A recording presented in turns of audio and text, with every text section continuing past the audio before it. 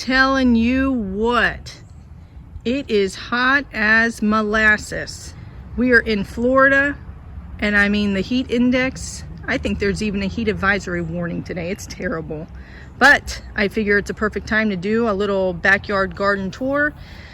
Here's everything we planted about 3 months ago. We have our okra over here. They're looking pretty darn good. Some of the leaves are chewed, but what are you gonna do? They still overall look pretty healthy. Scanning over, we have some more okra, and then in the middle we have our sweet potato vines, which are just absolutely taken over. I tell you, I've done everything I could to try to prevent them from going into unwanted areas, but man, they do their thing, and it's kind of no stopping them. We have some more okra over here in the middle row, and then if you look over here, look, sweet potato vines. I mean, I'm talking all the way back. They've taken over my walkway. You wouldn't even know that I had mulch under there. But yeah, this is kind of what they do. Big deterrent for backyard gardeners, because I mean, what do you do if you don't have the space? These vines can get 25 feet long. They also are known to trellis, and you can see they're trellising up my fence. So this is going to be awesome, trying to pull these away from everything. You look too over here, they've grown on the other side of my fence. So these puppies have just absolutely taken over. It's crazy. So here are the okra plants, at least some of them, on the right side of the garden.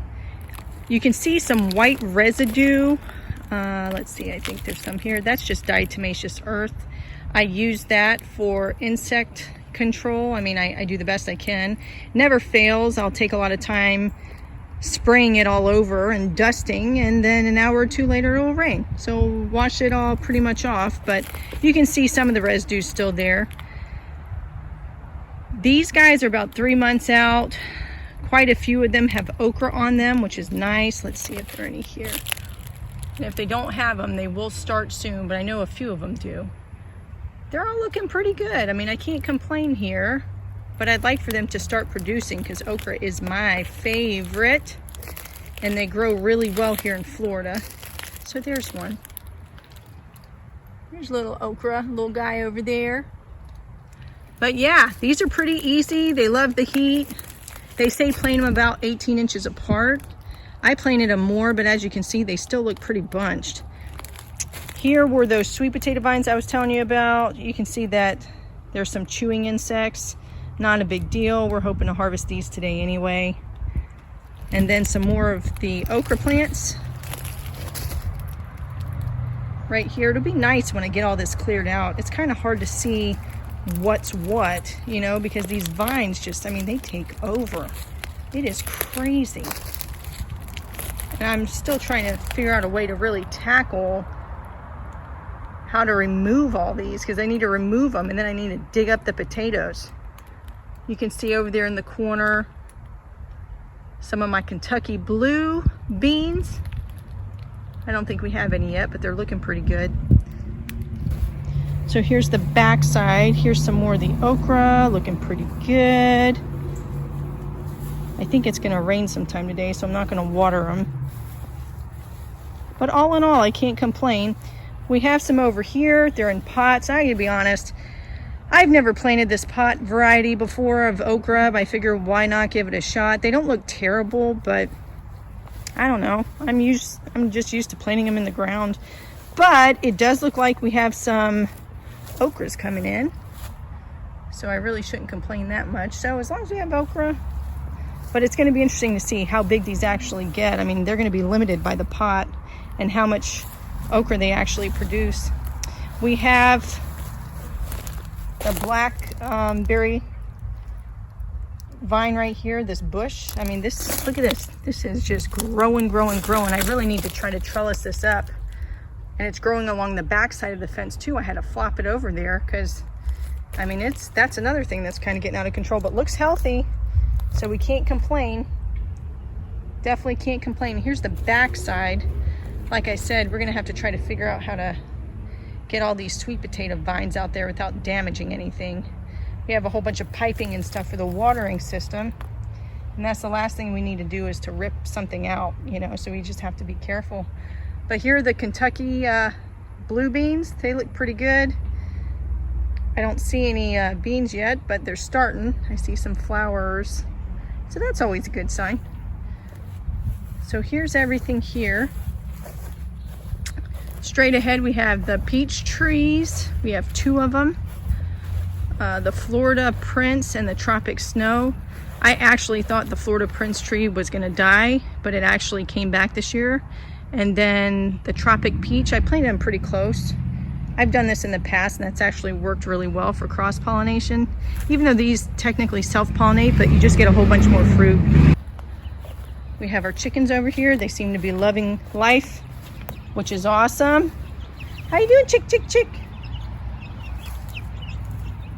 Hey, chick, chick, chick. All right. Coming around here, we have the calamondin. It's funny, I'm gonna call that a tree. It's kind of comical, right? I thought this thing was way bigger, but it does fruit a lot. I gotta pull those off and let it focus more on growing, but it's a cross between a lemon and an orange. They're actually pretty tasty, great in jams, but hopefully that puppy grows. It will at some point. And then here's our dwarf clementine. You can see we have some fruit on there. You don't want to pull them until they're ripe, and they're clearly still green, so they're not ready to go. But we do have some nice fruit on there, so that's good. Hey, chick chicks. Hi, chick chicks. All right. We have here, the irony is I really thought that this was a Meyer lemon. I mean, I'm almost dead positive, but this thing's growing limes, and actually really good ones, but I don't know what happened there. I don't know if they messed up and mislabeled, but I haven't had one lemon from this, but I have gotten limes, which is, and I know what a lime is. I mean, this tastes like a lime, look like a lime. It is a lime, so I don't know. Unless I forgot that I bought a lime tree, and I am pretty sure I did not. So I don't know what happened there. But right here we have our avocado tree. Lots of new growth. This is the Lula avocado. Started off a lot smaller, and it's definitely grown. All the rain has helped, so that's looking good. We have the Barbados cherry over here, looking pretty healthy. Let her continue doing her thing. We have another bacon avocado. Look at all that new growth too, looking really healthy. So I've been really happy with this. Over here, we have a loquat. And last I checked, there were flowers, or at least it was trying to flower. Once it flowers, then it will start bearing fruit. So it'll be neat to see how this turns out. I'll be honest, I've never grown one of these before, but it seems to be doing really well.